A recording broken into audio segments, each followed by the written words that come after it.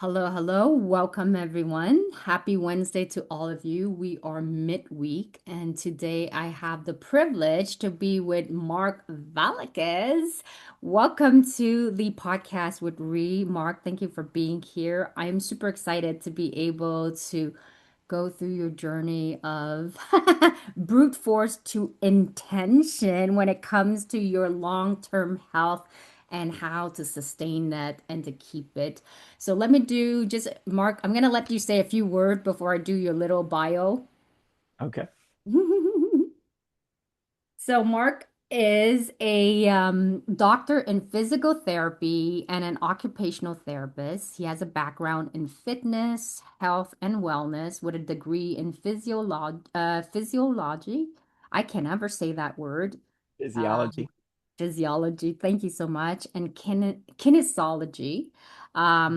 He tends to gravitate towards health, spirituality, science, philosophy, and the Stoic roots. I'll let people kind of discover more and more about you. But first of all, thank you for being here. I want to be able to share your journey with people because a lot of us struggle through this journey. You used to struggle a lot in terms of weight. You were a little bit more, I wouldn't say a chubbier kid. I don't know what is the right word for that. Uh, but you struggle with weight a lot, and then you would lose some weight, and then you would kind of yo-yo through the whole journey. And we can really see like a huge transformation to where you were then to really getting to the space where you are now. He has a t-shirt on, so you really can't see all of the buff muscle that is underneath all of that. But you have finally achieved that and still working towards it. So tell us a little bit about your journey as a kid growing up. Yeah. So, as a kid, first off, thank you so much. It's really a pleasure to be here and really just talk about this journey. So, as a kid, I grew up very competitive. I was pretty small. My dad used to call me Bones. Like literally, that was my nickname.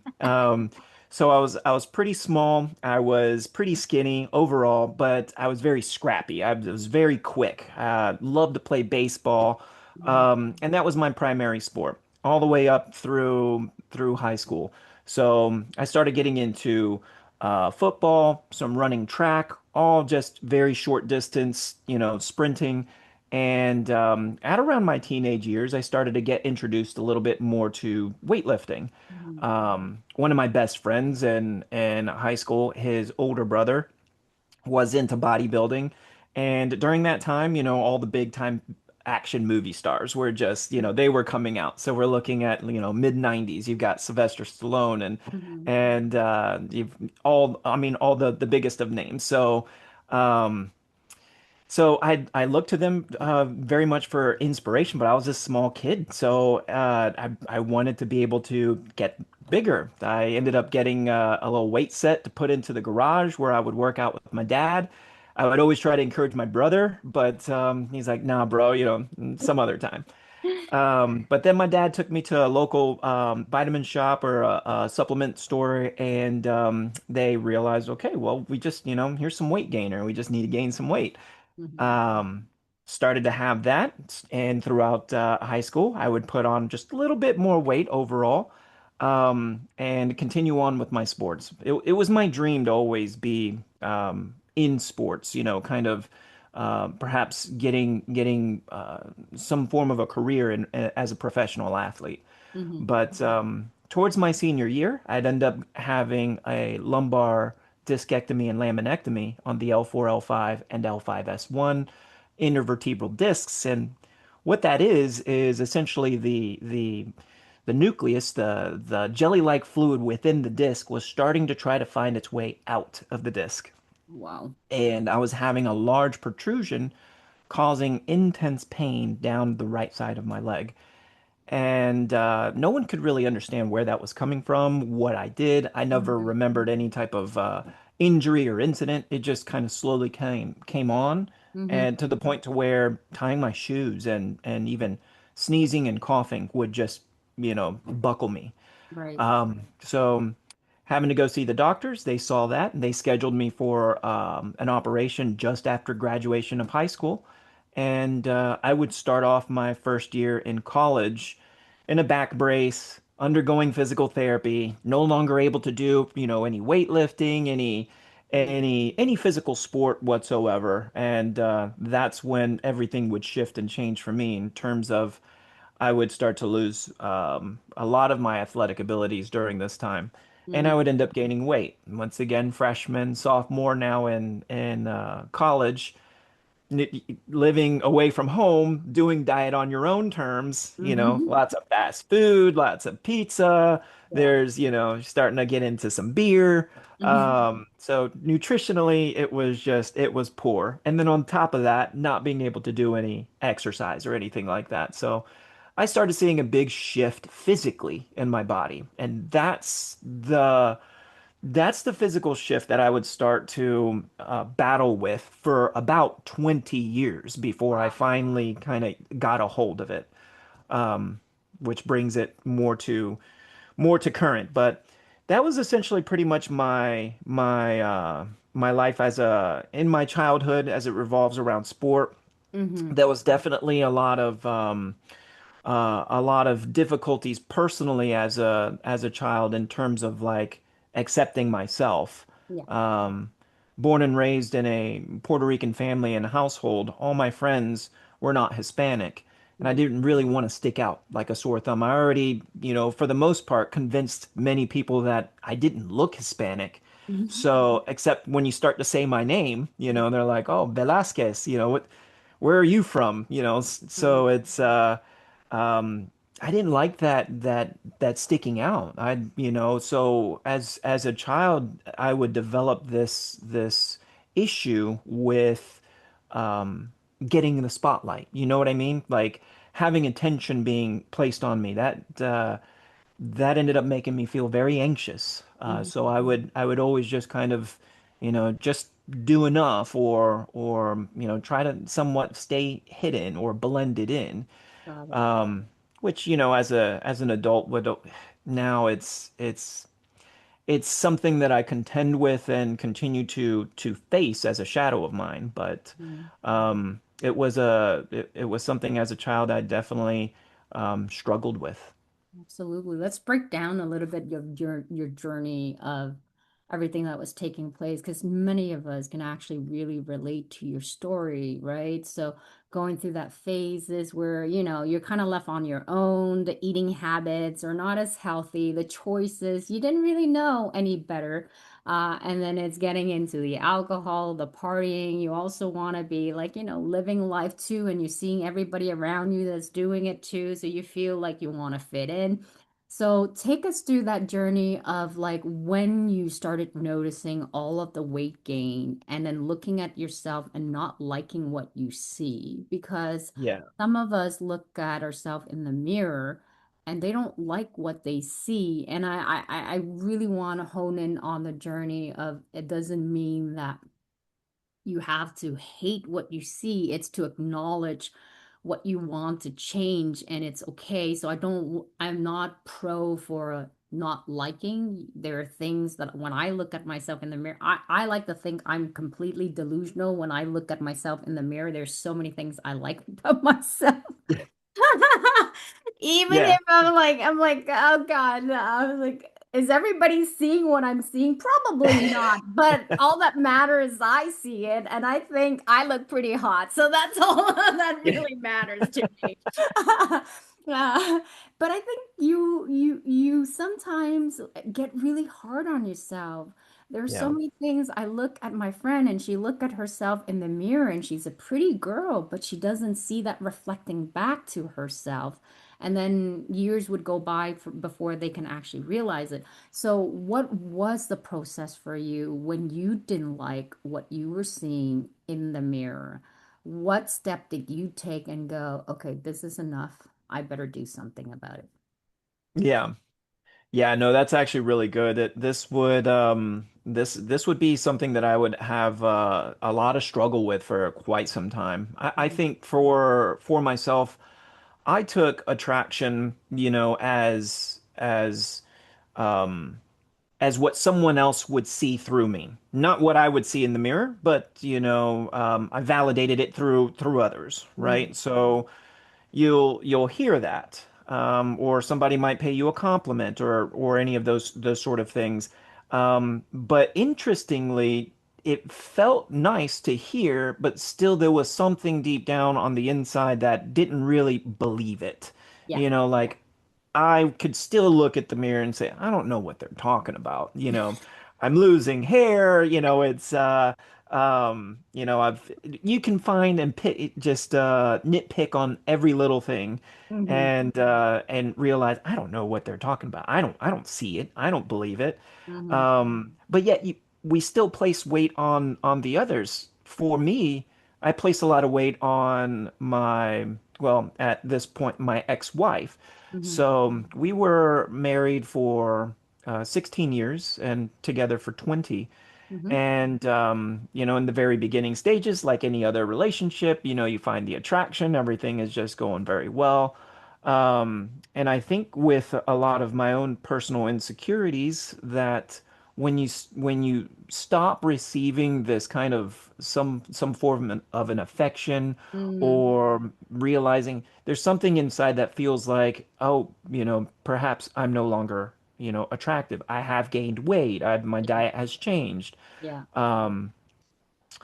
For me, at around this time period, I would start my grad school. That's when I Mm-hmm. was basically at my heaviest, probably my own most unhealthy. This is where everything would be like I was self-conscious about removing my shirt, being in places like and I was in St. Augustine, so it was like the beaches are right there in Florida. So everybody wants to go there, and I'm like, you know, I'll go, but at the same time, I just, it's sitting in there. I'm not gonna feel comfortable. I'm gonna have anxieties. And yeah, I think with me kind of gaining this weight, seeing myself feeling more unattractive, and then at the same time kind of feeling the not as attractive to my spouse or Mm-hmm. by my spouse. Mm-hmm. All of those kind of like played into this much larger insecurity for myself, and I just really, I had a hard time looking at myself in the mirror, and once again, it was difficult being out in public spaces. Yeah. Um, I did a story not too long ago talking about one of my first jobs out of college. I would wear this polo shirt. It was at a gym, Mm-hmm. and with my credentials, I know things about fitness, wellness, and I know the mechanics and human movement and put it together. But I didn't exactly feel like I was the most in shape person myself. I had the knowledge, but I Mm-hmm. wasn't, didn't really show it. So I thought that that might harm me in terms of having a clientele. Mm-hmm. So I would take these hand wraps, like boxing hand wraps, Yeah. and literally wrap them around my chest.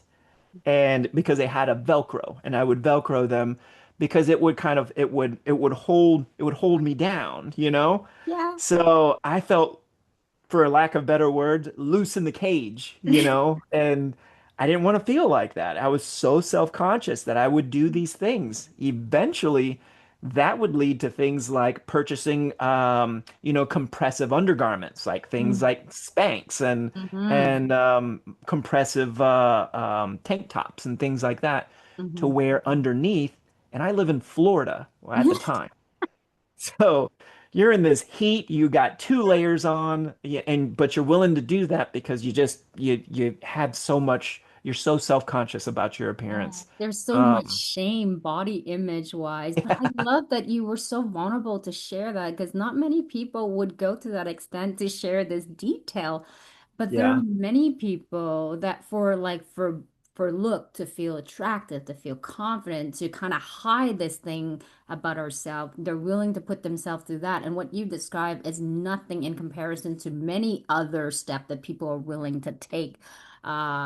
Even sometimes could be extremely deadly and dangerous just to change their appearance so that they would be accepted.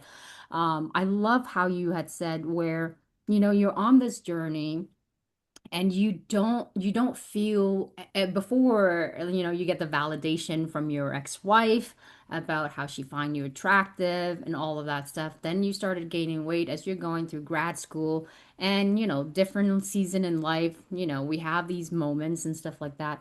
And how did you, like, what are the thoughts that were running through your head when you start realizing that you needed validation from an external validation, because different people have different needs in terms of validation. So me, I don't need external validation. I actually only need my own validation. I live up to my own expectation. Other people's expectation, I say thank you, and I'll take it with a grain of salt. If it helps me, push me to be better. If it fuels me, great. I'll put it into my bag. But if it doesn't, I throw it out and then I keep going.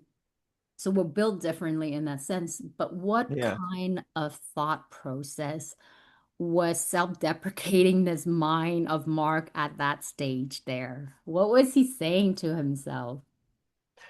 I think it's really interesting because when you're in the middle of it all, I like to kind of draw an analogy of like being a fish in the water. You Mhm. know, if you ask the fish to actually can it see water, versus being on the outside and actually now you can actually get a better perspective over everything. But in the middle of it all, it's interesting because I did rely very, very much on like this external validation, but at the same time, it didn't seem to really be solving the issue. Mhm. Because ultimately I was still in disbelief. I would always come up with this, I hear it, but I don't believe it, Yeah. kind of an attitude. And that being the case, it's like nothing ever would get better. I would ultimately just never really see myself as being attractive man, Yeah. despite what people would say, because there was still, once again, just this disbelief. Um, it was hard to kind of work around that process, and for me, it took pretty much the relationship itself and at the divorce and afterwards when I started having much more of an internal conversation with myself did I start to realize how badly I had been seeing things or how incorrect, I guess, that I had been seeing things. Um, Take us through that internal dialogue that you finally started talking to yourself, because one of the biggest component is we don't have that self-talk, like this honest, um, compassionate self-talks with ourselves. We are always talking to ourselves, but in a self-deprecating way. That's what we're so good at. But yeah. the self-talks that really allow us to be your cheerleader, to, give us a push of encouragement, like there are things you still have to work on, but I see you, I see your potential, keep pushing. So what Yeah. kind of self-talk finally did you have with yourself after the divorce? Yeah, yeah. So I think the triggers for me were it was during a period of separation. The divorce hadn't really been finalized at that point, and for me, I still felt like there was somewhat of a fighting chance to reestablish this relationship. And instead of, at that time she had moved out, and I actually enrolled into this course called Marriage Mastery, Mhm. and having going through the models, I would take my two dogs out for a hike every single day after work. So I was working as a home health physical occupational therapist, and this was in California, and I would go and take a hike basically every day after work with the two dogs and actually go and I would be participating in this marriage mastery and learning a little bit more about, the components of the marriage. Nobody really ever teaches you these things. You really don't learn much about the masculine and the feminine at Mhm. all, and unless you've got some good friends already that understand that dynamic. Yeah. Um, and my family and everybody that I was around, I did not. So, and I really wanted to work at bettering a lot of my. At this point, myself was really the only thing I could go to. Yeah. She was no longer around. So. I focused on that, and I would also this would be, I'm a Christian overall by faith, and I don't normally or necessarily find myself like in the churches, every Sunday. I seem to just have this relationship with God where I go on these hikes, and that would be my connection, and Hmm. I would have these conversations sometimes out loud. Um, and as I would talk, sometimes I would kind of fall into this almost daydream, Hmm. I would have these like visions. I'm paying attention to my route. I can actually navigate and negotiate all the rock and the terrain and everything around me with the two dogs. But meanwhile, my mind is just somewhere else. It's in this other type of daydream. And I Hmm. remember this vision so clearly. I remember being stuck in just mud, just, mud up to my knees. Hmm. And it is there's a field of mud that just goes all the way out into this tree line. And I see this almost like a little beam of light way out in the distance. Yeah. And I'm getting this feeling like that's where you're supposed to go. But right now, you need to focus on just taking that one step forward and just keeping because this was probably the darkest part of my life at this point. Um, 20 years into this relationship and struggling with a lot of my own insecurities, and at this point, failing at Hmm. a marriage and feeling the weight of this failure. Hmm.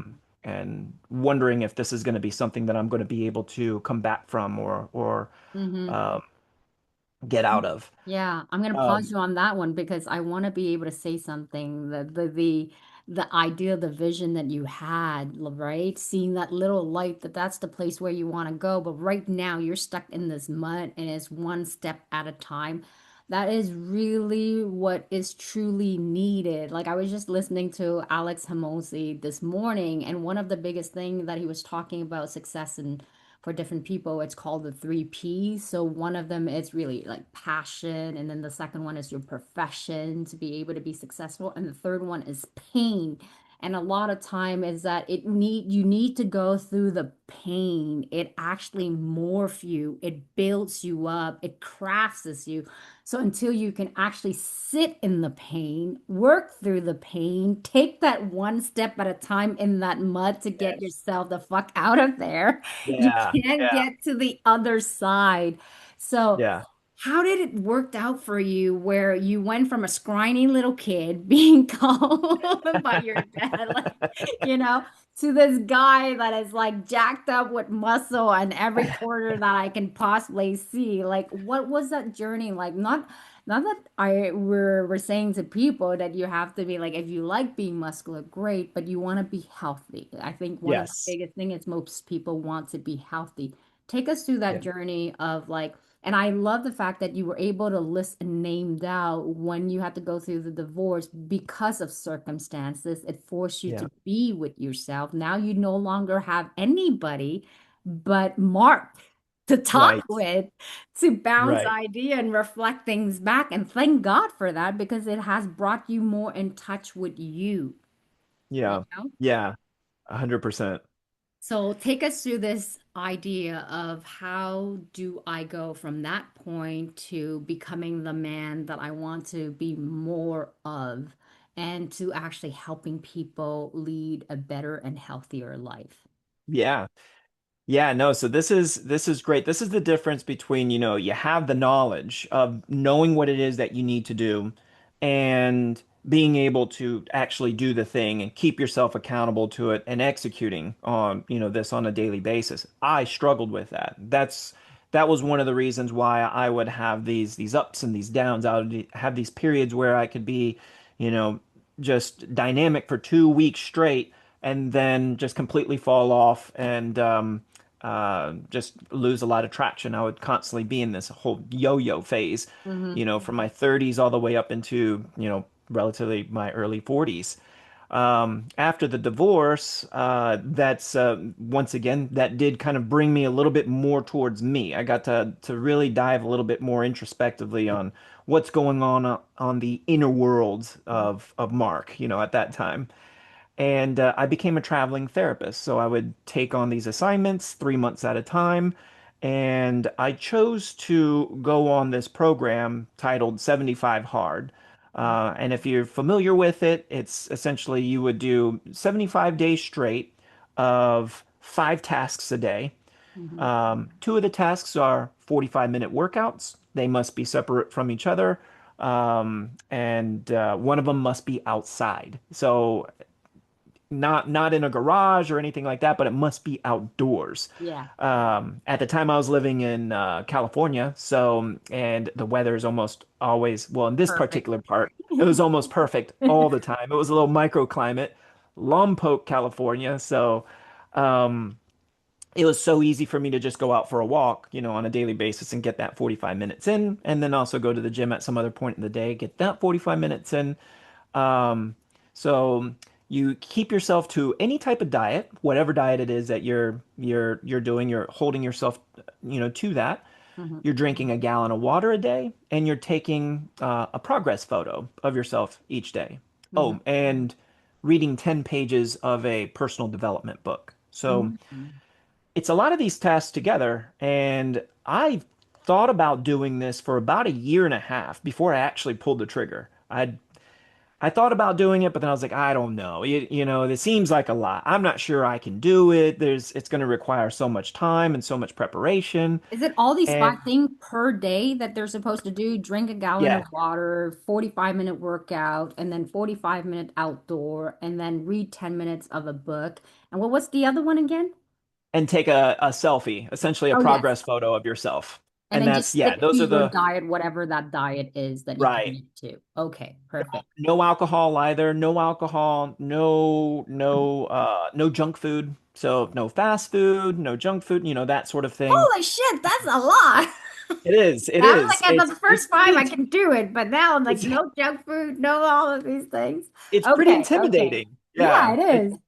It's intimidating, and I think that when I finally decided to do this, I adopted the mindset like, well, why not try? Let me try Right. to get as many of these things in a day, and if I do successfully complete it, let's go again for another day.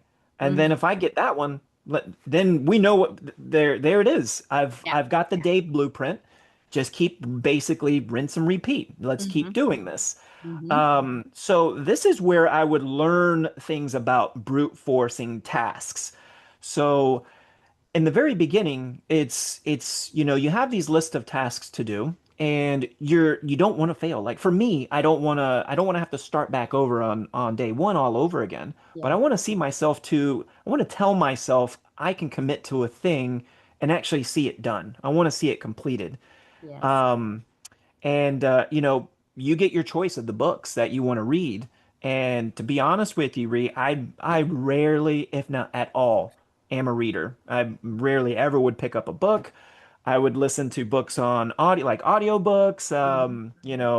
I've gone through so much content that way, but actually sitting down and reading, that's always been a struggle for me. So part of this, well, this program actually demands that you actually read from a book, not Hmm. electronically and not listening to an audio.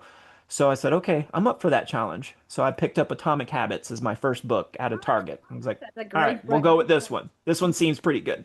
Hmm. And then I moved into, the 48 Laws of Power. And then I was like, okay, this is a little different, a whole different vibe on this book, but I'm really learning some of these different tools. This is getting interesting, these 10 pages every single day that I'm reading. I'd start to actually look forward to some of these. And then Rich Dad, Poor Dad, learning a little more about finances, things like that. Hmm. Um, what's interesting about this whole journey is you having the choice of the books that you actually get to go through. Hmm. I'm curious to see what other people's experiences are because mine would actually start going down a route that would be so much more mental, Hmm. so much more on the things like the subconscious. I Hmm. started in these, Atomic Habits, 48 Laws, Rich Dad, Poor Dad, but then I started moving into Think and Grow Rich. And I Hmm. started reading things like Becoming Supernatural. Hmm. Um, and the level of mindset and the depth at which it takes you so much more inside to that inner world was a huge blessing to me. Wow. because it's a lot of where my journey would go. Mm-hmm. Um, but putting those books aside, going back with the brute forcing, it was one of those things. I used the app that would just check off everything. I got the exercise done. Here's my last little bits of water that I'm drinking. Sometimes that was actually, to be honest with you, Reed, that was the hardest thing for me personally was the For water. me too, I the was water. handling the other stuff. And it's hilarious how many people are they're just like, that's ridiculous. I finish my water by 2 p.m. And I'm like, oh my God. I'm like drinking 40 ounces right before bedtime. And Yeah, I'm having to get up 5 or 6 times throughout the night to go pee. It's insane. I feel ya. So for me, that was the hardest part. And when I started to realize that, it was a matter of just kind of sticking with it. The program has a way of wanting you to quit by, day 27, 28 days in. You're looking at 4 weeks. You think you got it under control. Hmm. But what happens is this brute forcing through it, you start to develop some resentment to the task Hmm. because you feel like it becomes another to-do list. Yeah. Meanwhile, you've got a to-do list. You've got your laundry, you've got your Mhm. groceries and everything else that you've got to do. And now you're like, "Oh, I gotta I gotta read my 10 pages." Mhm. Um, so there's definitely a struggle that one starts to go throughout this because we do see it as a to-do list. But um my advice, I think, moving forward, because I've done it 3 times successfully since Mhm. my first time, Yeah. having gone through that journey, what really helps it all stay together so much more is having the intention behind these tasks. Hmm. So before I would pick up that book to read, I would be asking myself, I wonder what I'm going to learn this time, Hmm. or Hmm. what sort of new tool I'm going to learn this time, or what I'm going to be able to install that is Hmm. going to be even better than the last time. Hmm. Um, the 45-minute outdoor walks. Hmm. When you're no longer on the program, you don't really have to do them anymore. There's no program or person or figure that is Hmm. holding you to it. It's just Yeah. yourself. Yeah. So if you looked at it as a task, it's going to be really hard to continue on doing that. But if you found some things that were so beneficial to you, for Yeah. me, it was clarity. It was having some peace, 45 minutes on a walk, most of the time just me and my headphones or me and it could be an audiobook. Hmm. Many times it was nothing. It was just walking with my dog and just Hmm. having some space to just kind of um, clear it all out. When that stopped happening, I wanted that back. I actually almost would want to be back on the program because the program was making me do it. Yes. I realized I can just do this on my own. I don't need to be on the program to do it. I enjoy these walks. Hmm. This is great. So finding the intention, the things that brought about purpose for each of these little tasks, Hmm. actually made things stick and stay. Um, by the end of that 75 days, I noticed a massive shift. Hmm. Um, I remember at some point in the middle of that, I actually called my ex-wife at the time, and I wanted to issue out an apology to her because at the time, during the circumstances of the end of our divorce, the only thing that we knew is that she was going through a very dark period for herself, and she couldn't exactly figure out what was wrong. Right. She really struggled on this where the issue was at. For all she knew is that she was just very unhappy. Hmm. So this allowed me an opportunity to really just make a connection with her, and I realized just how disassociated from myself I had been, how much of myself I was sacrificing in order to ensure her happiness, in order Yes. to make sure that she was doing good. Oh my God, I'm gonna write that down because that is a huge, huge thing. That is one of the biggest thing of when I do my retreat, which is the main goal of what I want to really target, is we so in so many way we disconnect ourselves from the essence of us. We disassociate from trying to please other by doing all of these different things. If only we achieved this, then we would gain more respect, we would gain more friendship, more influence in so many different ways. And I love how you mentioned that because I want to be able to bring people back home to themselves because I truly believe each one of us has a very rare and special gift. And I think like when I see humanity, I see each human being having like this, like the God has input like a special gem, like a different beautiful color within us, but none of us know what that is inside. So if only I can bring people back home to really connect with themselves, to find what's already beautiful. They possess all of these strengths, these quality that makes them so unique from the rest of all of us, right? Yes. That would be Yeah. so beautiful. And something of what I wanted to mention of what you had said through the journey of doing the 75 days of, sticking to the five tasks. There was something to be said about that. And even though the method might not have worked to perfection, it became almost like a chore in itself. But it teaches you something very valuable. When I was a little kid, and I even when I read so many different book of all successful entrepreneur, is this mental resilience that you go through by pushing yourself to do the things to see, can you stick with it? Can you be in that mud and in that pain and keep moving forward, even though every ounce of your body just wants to throw in the towel, right? Yeah. Something opens up in your mind. You start to realize, I didn't think I could actually do it, but I made it. You might have to repeat it a couple times before you actually get to the end of the line.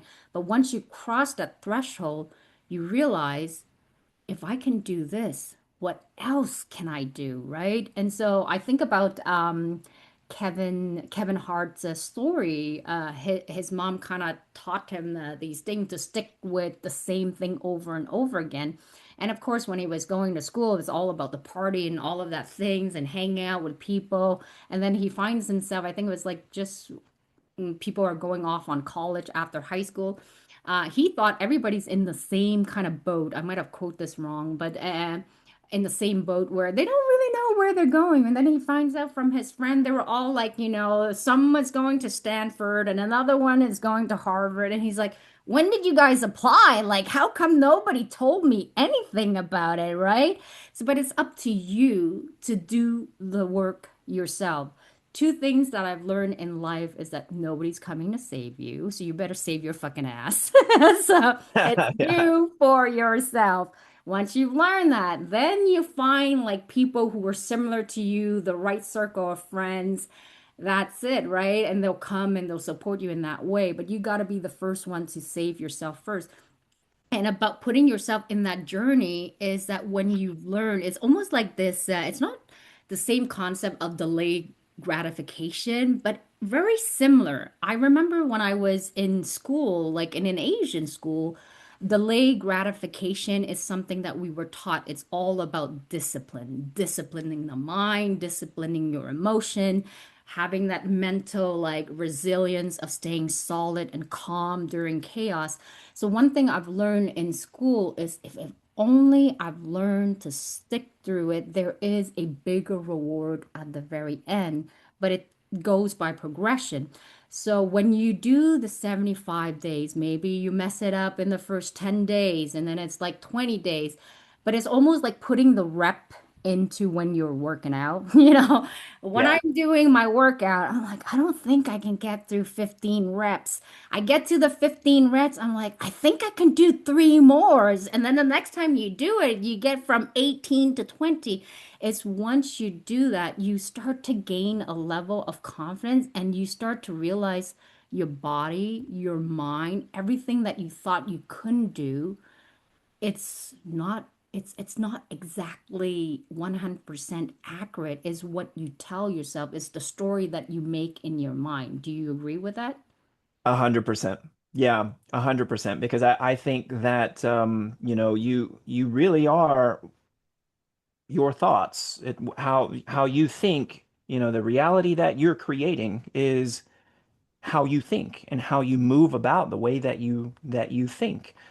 Um, and that's probably one of the most uncomfortable parts of the transformation process is in order to achieve or get to the person that you want to be, there is a gap, there is a distance between what that person, how that version of yourself thinks and where you are at currently.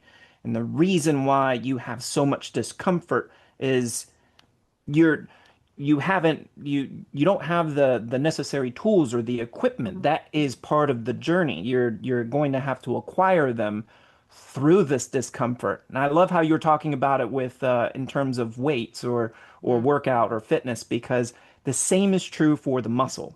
Yeah. The muscle has to experience stress. Hmm. And your mind is going to be what's pushing it. So if it taps out, if it says, 8, 9, 10, I'm good.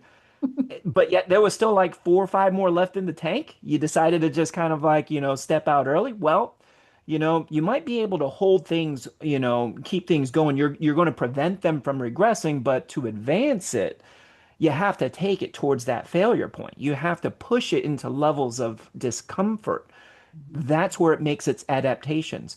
I think the same concept is true with becoming that person that you want to be.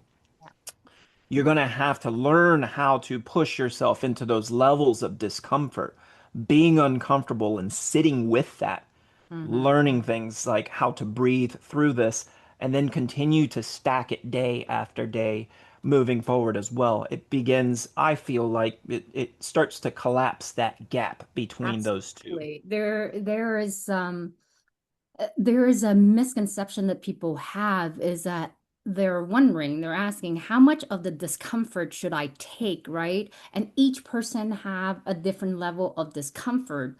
I think when you overextend the discomfort by too much, then you feel like you can't achieve it. It has to be like somewhere in the sweet middle spot of like, Yeah. I'm just gonna push myself a little bit more than what I'm used to, but Yeah. I'm still like I remember still one of my coach that when I was working out and I wanted to be healthy and fit, like this is right after I gave in birth to my daughter, and he had said to me, Bree, I want you to go to the gym. Most people make this mistake where they really hit it full force at the beginning. I'm like, I'm gonna go all out, I'm gonna give everything, and then they burn out after 2 months and they'll never return back to the gym.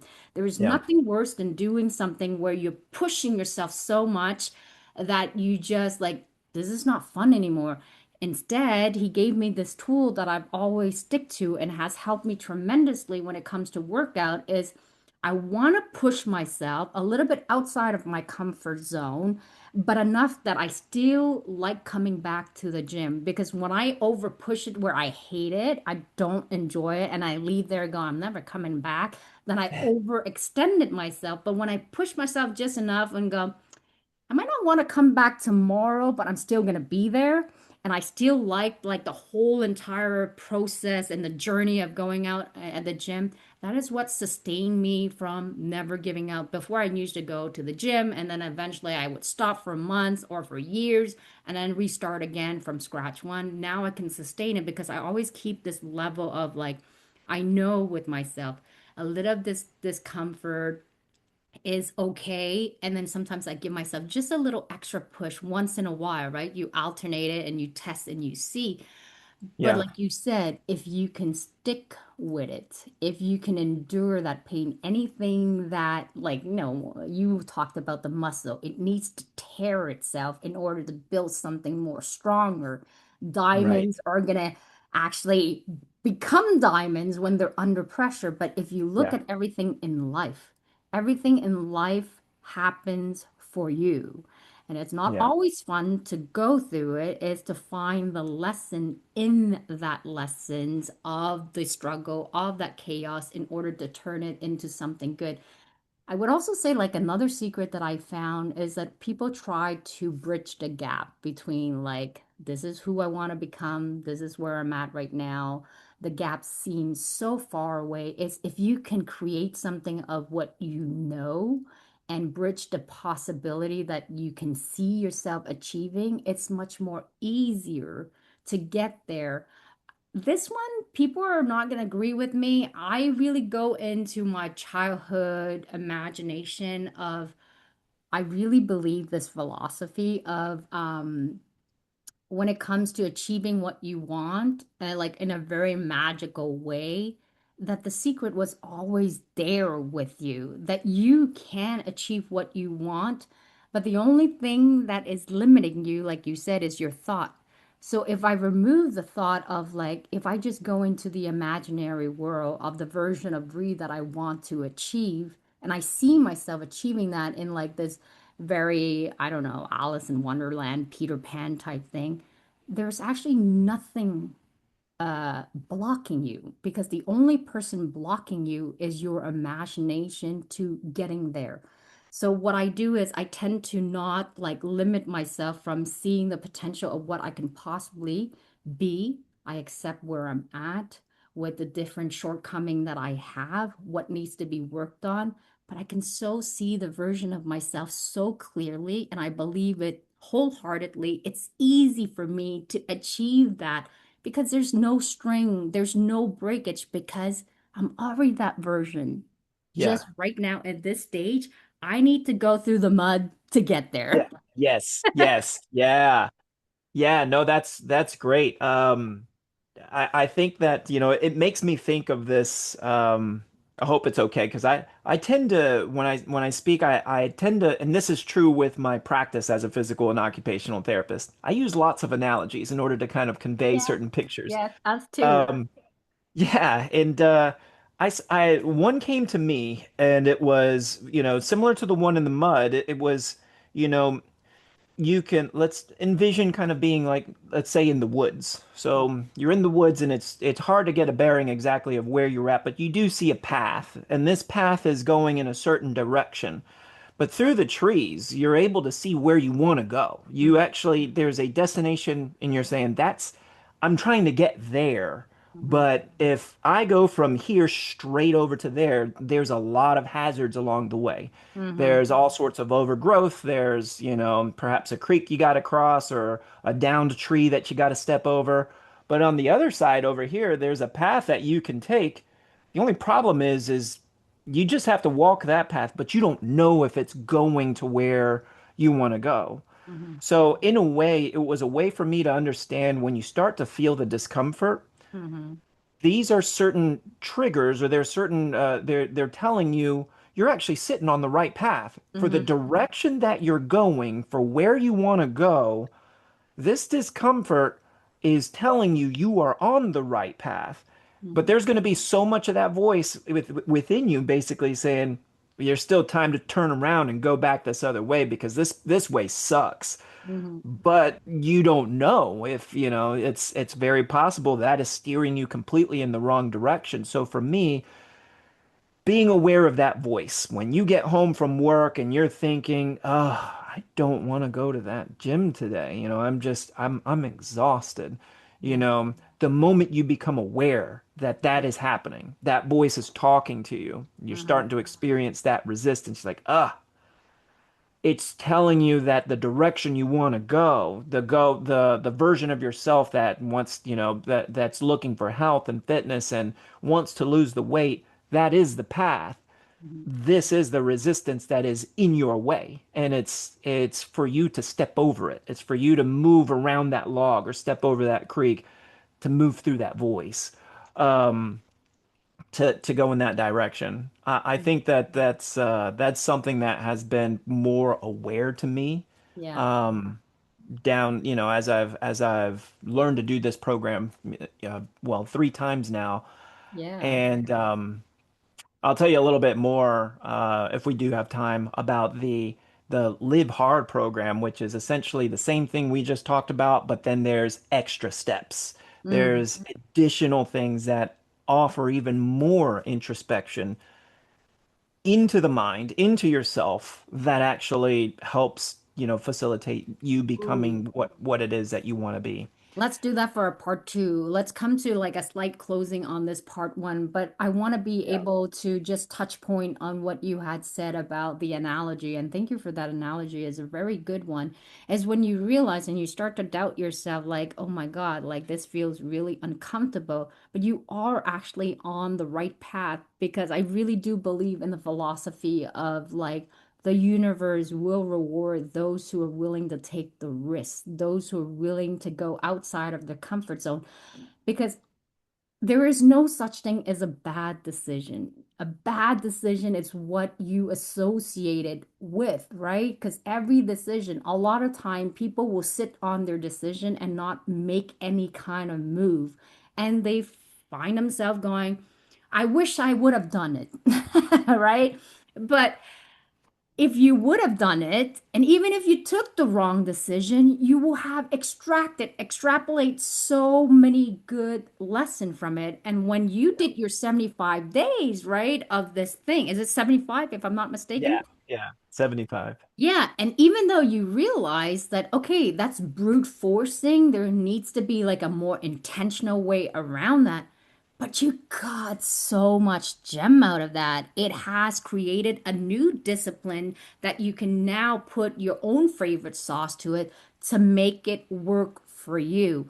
And I think that's important for people to realize is that when you have this discomfort, when you start to doubt yourself, not in the cozy, comfortable, when you're in the cozy and comfortable, that's when you start to, you should be questioning yourself. Like, Yeah. I mean, Right. it's okay to be in that phase, but too long is because something is not, some shit is about to hit the fan soon enough, right? Yeah. Yeah. I want to be able to say this and close this up slightly. So right now, you're working with people not through like brute force and really being intentional. What are you working on right now with your programs and the clientele that you seek to help and make an impact at this moment, Mark? Because you had to pivot a little bit in terms Yeah. of your career. Yeah, absolutely. There's really no shortage of information on when it comes to things like health and fitness. I mean, we have all the power and all the tools like never before to be able to have a proper diet, to do the right exercises, find the program that actually works for you. But even in today's just information age, it Yeah. still requires the person to be able to set forth and actually take that step forward to become consistent, to have that discipline. And it's not as easy as it sounds. You know, there's the brute forcing, like the 30-day diet or whatever it is. Everybody's got their things, but we've all experienced it, having to go into something and then coming out, seeing the results and the progress, but then, having this restart cycle, Mhm. constantly having to just reboot ourselves.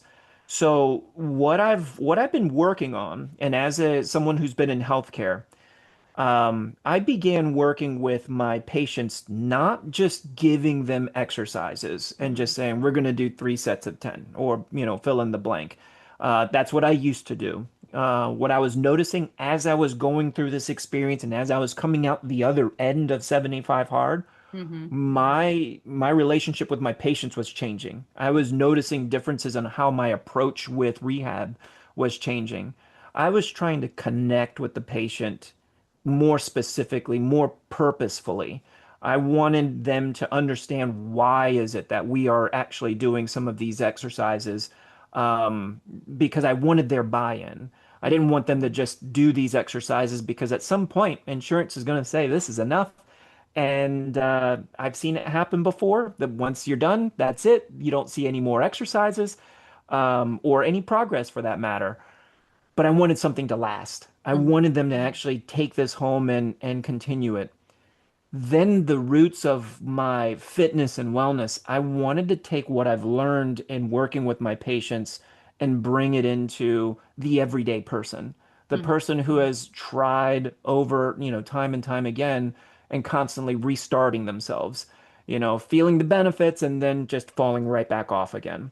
And Hmm. I feel that a lot of that it's all into the mindset. It is our relationship with ourself. It is increasing the awareness of the resistance that we have. Where's it coming from? Hmm. Where's that voice that's saying, let's just put it to tomorrow. Hmm. Where have we spent some time to talk with that person, with that voice, that resistance? So through my sessions, a lot of what I would be doing is not only helping guide individuals with the right types of exercises and dietary guidelines, but really working through guided meditative techniques that I can use to really bring out the resistance. They're not really sure what it is that is making them, restart. Hmm. So that's one of the things that we're really looking at, or at least myself, that I've been working on with others. I use this modality titled the soul synchronization process, and Yes. it's essentially just a guided technique to really walk someone through some of these resistances, call them out, and confront them directly, and be able to really start to become more so that person that you are seeking to be. Close the gap. Yes, yes. And it's a very, very powerful one because I've gone through that as well with Corey. Is it All Corey? right. Yes, Yeah, okay. Cody. Yes, yes, Cody. Cody. I Yeah. always call him I Corey just, for yeah. some reason. It's like we always laugh about it. But I love that because it's a completely different approach of tackling in terms of health and fitness. And I like how you actually get people to do the buy-in because when people are engaged, they understand why they're doing what they're doing. They're more likely to keep with it, to stick with it, right? An example, I was talking with one of my good friend who's also a relationship therapist and a sexologist, was when I wanted my boyfriend to just text me once a day, like, once a day, but he's so focused. Men are extremely focused. And so it's really hard. I know for him it's not really intentional, but I never really took the time to explain to him to get the buy-in of why this was important for me as an anxious attachment style. I need this once in a while connection throughout the day. It makes me feel so much more safer, and it makes me feel good that knowing that my boyfriend is thinking of me. Of course, I know that he loves me and adore me, but as an anxious attachment style, if I'm not connected, my brain can do a Steven Spielberg scenario in my head that is like gonna win every single award possible.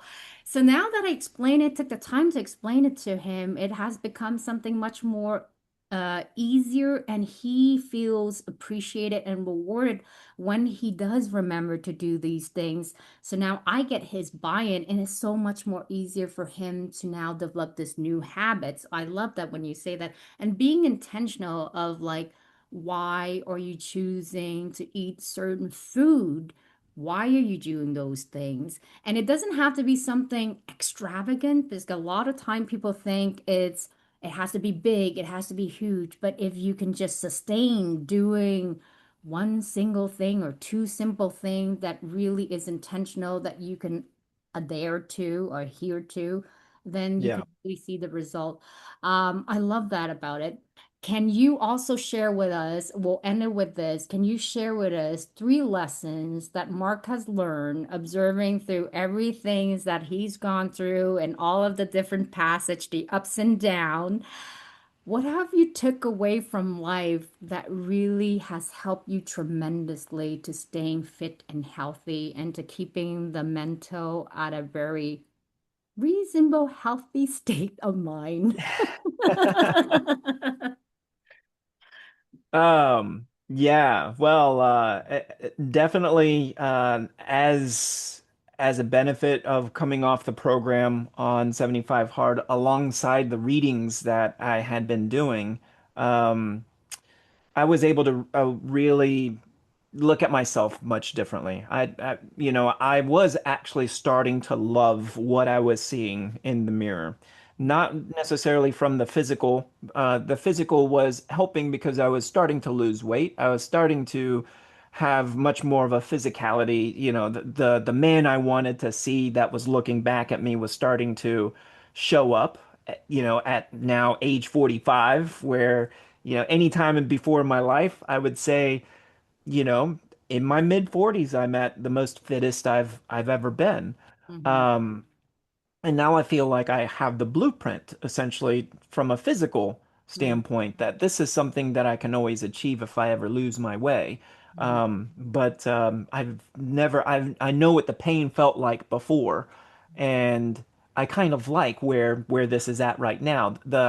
My perspective has changed where I am not my body. My body is not me.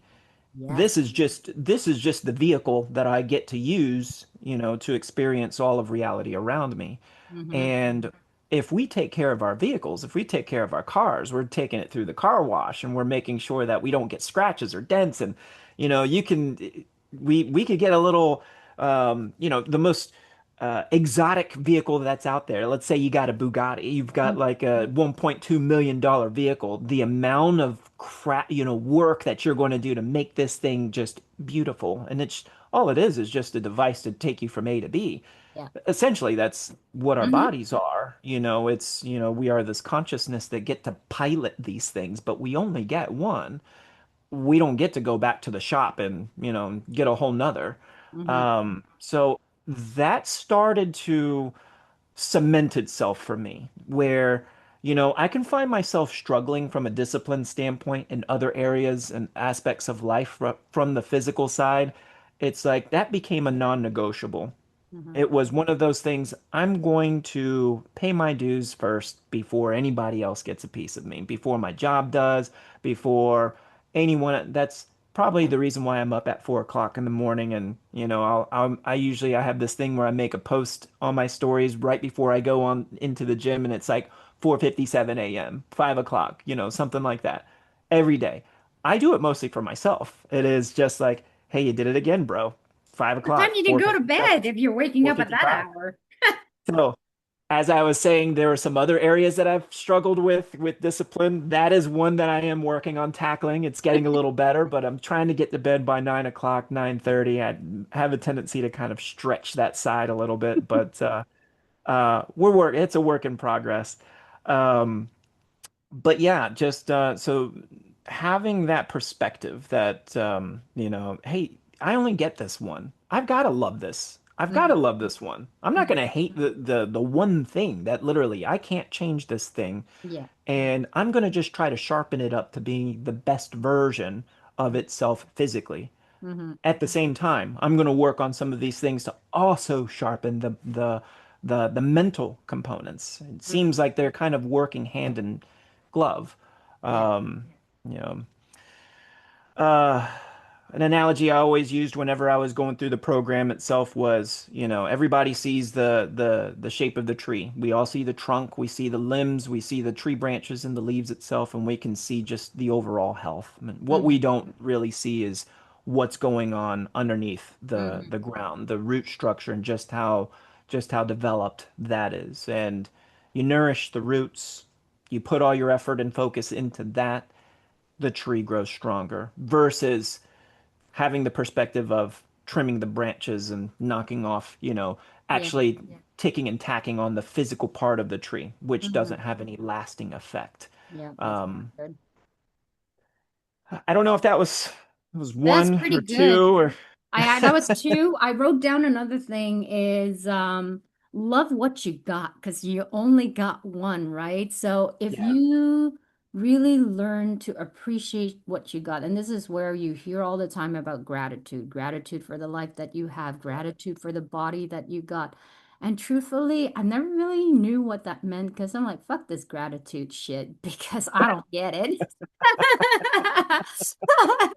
It's like, what, saying thank you to something, but it's not just this act of saying thank you. It's to really feel it deep within your heart and have that energy flow. Like I finally get it at the age of 44 to really truly feel grateful for everything I have and every journey of ups and down. I fall in love with the journey and not the outcome of what I'm Yeah. seeking. Of course, the Yeah. outcome is to become a millionaire and make a huge impact in the world with the energy of money and what I want to create and what I envision because I'm a visionary. I see so many things. There's so many ideas that go through my head. And the fun that I have with it is I think about the movie of Life is Beautiful because life is really beautiful. And I Yeah. get to be the producer of this movie, of this version of re being in that movie. And I'm Right. gonna make it as good as I can possibly can. And so when I think that if you can really enjoy what you have to the fullest, however it comes on every journey. I don't know if you ever met people, but luckily I have the positivity thing where I can see through every bad thing. Every time something bad happens, I've trained myself enough through my father. He said the mind is a powerful tool. If you can master the mind, you can master anything. So I've trained my mind since I was a little girl from the age of 5 onward. Every time something ever happened to me, I never say, of course, I'm human like everybody else. I would say, why is this happening to me? And then I pause and I reframe that this is happening for me. Now, let's do the fun part of finding the gem behind why is this happening for me and what good can I extract from that? And every single thing that has happened in my life, I'm saying all the time, I repeat this sentence to myself. You're about to go for another upgrade. I can't wait to see what that looks like. So I go into this energy of excitement rather than being like really sad in the press. What are you going to attract? You're just going to attract more bad thing and negative stuff. Instead, I get excited. I'm like, oh Yeah. my God, the next chapter of my life gets to be something so exciting that I've never experienced before. I am going to give it everything I got and then let the universe surprise me with all of its magic. And every time I do that, it always reveal a version of something that my mind cannot grasp, and it's way more better and so much more sweeter. Yeah. Yeah. 100%. Yeah. I think that's in one of the books with Becoming Supernatural with written by Yes, Dr. Joe Dispenza. Dispenza. Yeah. It's a Yeah. really great book. So I would say to people who are there, who are trying to go through this journey of getting healthier and fitter, just understand that you're doing your very best as long as you learn to try to learn a new information. Let's say there's one thing that really spoke out to you. If you can put that one thing into application and repeats and rinse, make mistake and just realize like this is all part of the beauty of growth, then it Mm, won't be so bad. And then don't even see failure as something that's bad. See failure as your friend. Like this hmm. is the tool to get to the place where you want it to be. And That's so right. if you can journey through that mindset, then you remove all of the resistance and it becomes playful. And I think one of the biggest thing is people forget to be playful. People forget to not take life way too seriously. Yes, Oh there are yeah. moments when you do need to be serious about the thing that you're doing, but in general, this is a life of co-creation that you get to make, and you are that producer of this amazing movie that you get to write the script for. That's right. That's right. Yeah, it's what you just said. It kind of brings me back to, I think we talked about it before about The Sims and how, I love that you can one. have fun with this. What do you want to make your character do today? You have that control. You have that control. You select yourself being, you can bring yourself outside, look down at yourself and say, what do I want to make this person do today? You know, Mm-hmm. and then you make them, you have them do it. Yeah, If it's something that you really want to do, experience what happens whenever you start to do that, because then you start to see, what, the response from yeah. everything. and it makes this the most interactive sandbox of all time, you Yeah, know. the sim analogy is a great analogy for those people who've never played the sim because I played the sim and I love it. You get to pick a character, design their home, make them fall in love. Like you gotta make another person fall in love with you, then you make babies, and then you have to go and work at a career, and then you would get an upgrade of your career and you make more money and all of these things. But if you were only look at your life as if you're playing a sim game, you detach yourself from like taking it way too seriously. You're like the observer of your own life, and you get to pick the character, the upgrade, the career, the children, the partner that you want. You can have all of that. And it takes putting application and learning this skill and sticking with it and just knowing that no matter what, you're gonna get there. Like I have this really unwavering conviction about so many things of what I do. Like it's almost insane, but you have to be a little bit delusional to be successful at what you do is you have to see that it's there. Like I don't even let any other filter come into my mind. I have doubt like anybody else, but in my mind, the final objective of me succeeding is not even a negotiable thing. It's like I am getting there, universe, whether you want it or not, watch me. It's Right. like, yeah. Right. Yeah. That vision was put into your heart, by For a something, reason. by someone. Yes, and for a reason. So, yeah, see it through. Yeah, that's one of the best things I can say. And um, I think last thing would be, and you brought this up a little bit earlier, is that uniqueness. There is only one Mark Velasquez. There's only one and it's that digital, I like to call it your soul has a fingerprint, and Mhm. it's truly one of a kind, one of its own. And there are so many things that we do to try to blunt our own edges that because we don't want things to stand out. This is kind of circling back to that little kid, version of myself that wanted to blend in with absolutely everything, realizing this level of uniqueness. You have this unique vehicle, which is your body that you can take care of. And you have this persona, you have this soul, you have what is you, your own consciousness that cannot be duplicated. And as long as you allow it to fully just express itself, that's one of the things um, I struggled with, and realizing that this is one of the things that make me unique. And what brought me more love for myself is, hey, this there is just this one of me, the way that I go about things, and I'm going to appreciate that. I'm going to love that. I love that. I love that. And repeat that as a mantra for you. Honestly, Mark, you're an incredible human being, a very generous soul. I mean, I didn't even know you, but just seeing pictures of you, I was like, this dude, man, there's something about him. I'm very good at picking things out like this. Yeah. Where can people find you, Mark? Like if they want to Yeah, reach out and they want to learn more about your program and they want to get into your fitness program, where can they reach you? absolutely. So you can reach me on Instagram. My handle is mav.method, MAV period method. Those are my initials. And, Mark Velasquez on Facebook for the most part. But yeah, that's where you can find me. Thank you so much, Mark, for being here with us. I'm going to leave you with a final word of a favorite quote that really speaks to your heart so you can pass it on to the audience. What is that quote, Mark? Oh, let's see. Hmm.